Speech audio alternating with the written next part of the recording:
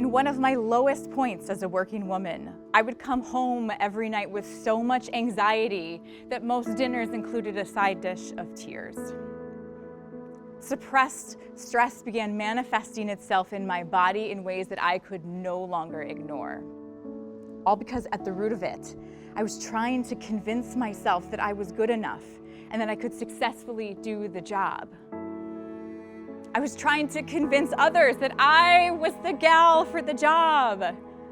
All when I wasn't. Not because I didn't have the chops, but because it was fundamentally at odds with who I was at my core.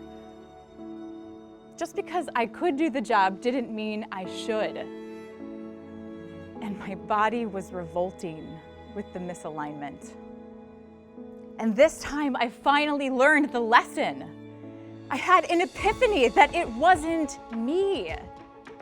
That I didn't need to prove that I could do that job because I didn't want that job. And that I was from the future. The organization was not yet ready for the way I wanted to lead.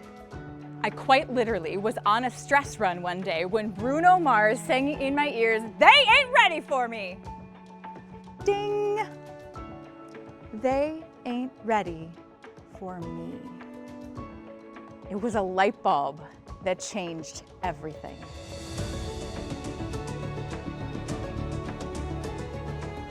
The most revolutionary thing we can do is be exactly who we are. Think about it. I'm willing to believe that most of us have departed from our truest selves at one point, and we are all on different journeys to find our way back. I've learned through my experiences that the most challenging and impressive accomplishments warranted no frills, no awards, no recognition.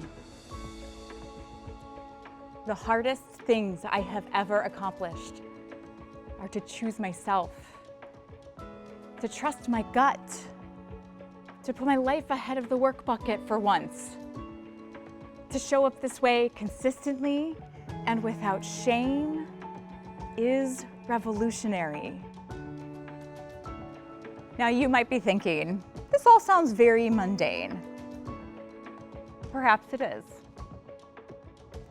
And yet, we continue to fling ourselves so far from our own square that we spend a lifetime trying to claw our way back to ourselves, to a sense of peace and joy.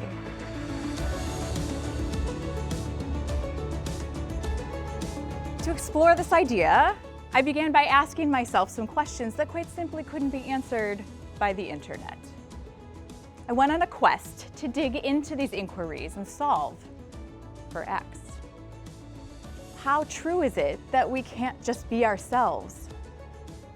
Why do we fling so far from ourselves to begin with? How can we begin to show up? How do we raise the next generation? And what is possible?